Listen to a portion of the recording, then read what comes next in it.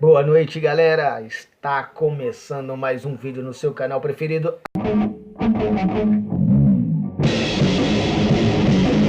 Aquilo que você não quer saber. Porque você já sabe aquilo que você não quer saber, você tem a opção de ver aqui. Então, galera, não poderia ficar fora, né? Um dia depois das eleições de 2018. Eu não poderia deixar de vir aqui dizer algumas palavras, né? Bom, dizer que alguns grandes começaram a cair, a própria polarização do PT e PSDB está em xeque, PSDB não conseguiu, PT conseguiu no primeiro turno, mas duvido muito que consiga no segundo. Mas enfim, não é isso que eu vim aqui dizer para vocês. Agora temos duas pessoas restantes, né? Senhor Jair Messias Bolsonaro e Fernando Haddad.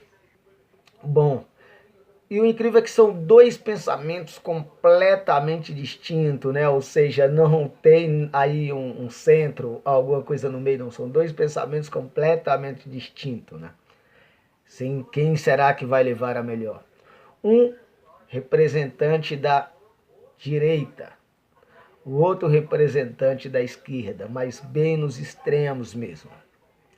Um com uma ideia de privatização, né, onde se diminui o poder do Estado e se aumenta o poder dos investidores e a concorrência do mercado, e o outro a favor de um Estado forte, né, e até mesmo muitas das vezes do aparelhamento do Estado para poder fazer o Estado ficar mais forte.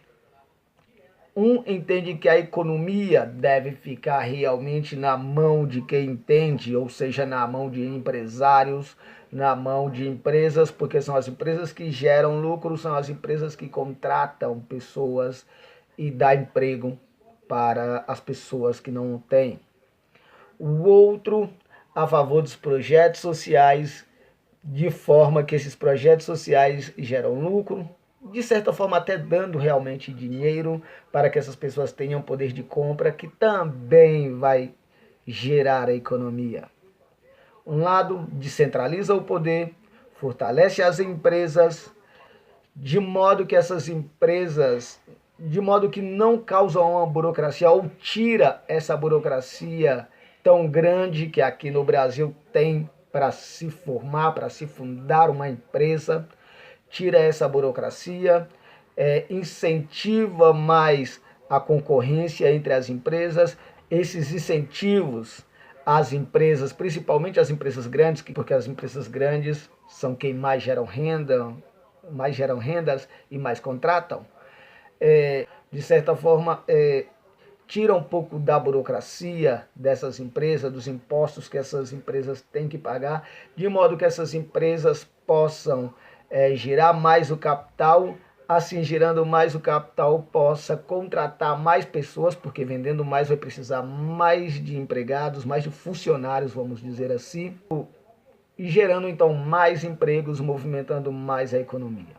Do outro lado, a gente sabe que o PT não é só na teoria nesse caso, a gente já viu. O PT, através dos projetos sociais, deu dinheiro, ou seja, colocou o dinheiro na mão da classe menos favorecida financeiramente.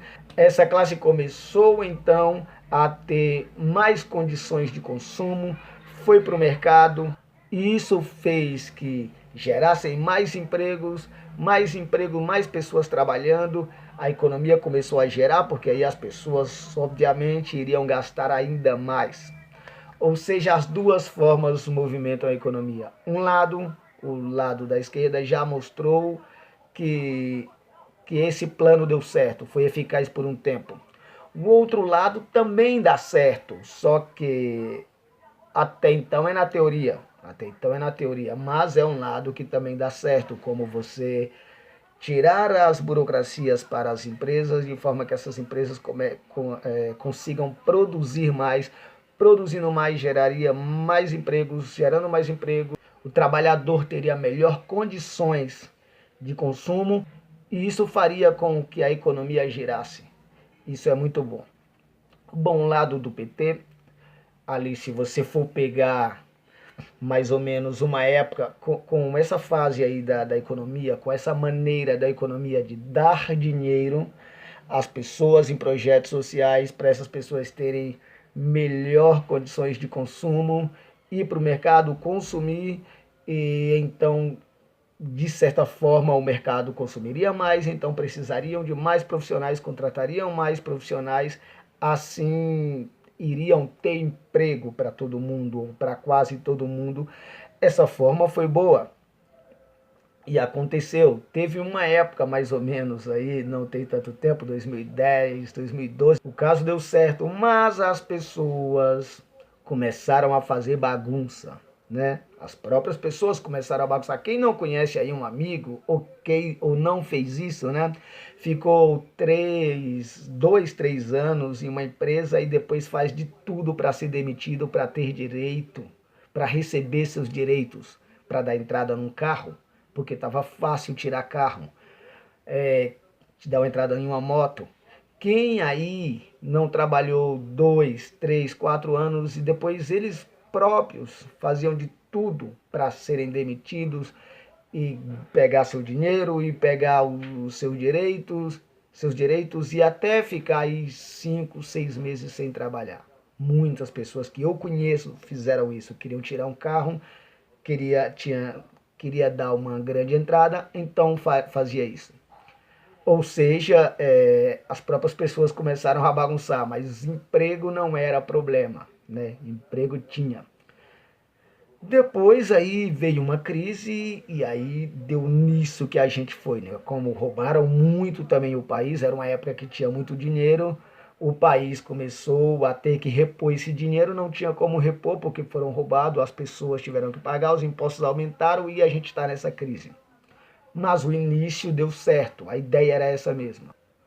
Não significa que o outro lado também não dê certo para movimentar a economia, como tirando essa grande burocracia que existe para as pessoas conseguirem para as pessoas conseguirem montar uma empresa, conseguir o seu pequeno e médio e até grande negócio, porque essas pessoas, por menor que sejam, por menor ou médio que sejam, pode gerar empregos e gerando empregos vai aquecer a economia de qualquer maneira. Os dois lados podem dar certo. Um lado que é o Estado forte, como eu falei no início, até fazendo aparelhamentos do Estado, o que acaba em algum momento virando até um exagero, porque você quer um Estado forte, mas você deixa tudo na mão do Estado, de repente você começa a se sentir sem liberdade. Sem liberdade, não tenho liberdade de fazer nada, está tudo na mão do Estado. Até mesmo a mídia, por alguns momentos, o Partido dos Trabalhadores tentaram a padronização da TV, a estatização da TV e até mesmo injetando mais dinheiro para tentar fazer crescer as TVs públicas e as rádios públicas também para tentar superar as privadas. Mas superar uma Globo, por exemplo, não é fácil. Então você tem que encontrar outros métodos de tentar silenciar o que as pessoas estão querendo dizer. Por isso tem um monte de jornalistas que são contra o PT. Do outro lado, diz que é o lado da liberdade. Mas aí é onde é que está o problema da liberdade demais. Porque sempre quem tem melhores condições, quem tem mais condições financeiras, acaba se sobressaindo, acaba sendo a lei do mais forte, né? Porque o ser humano é assim.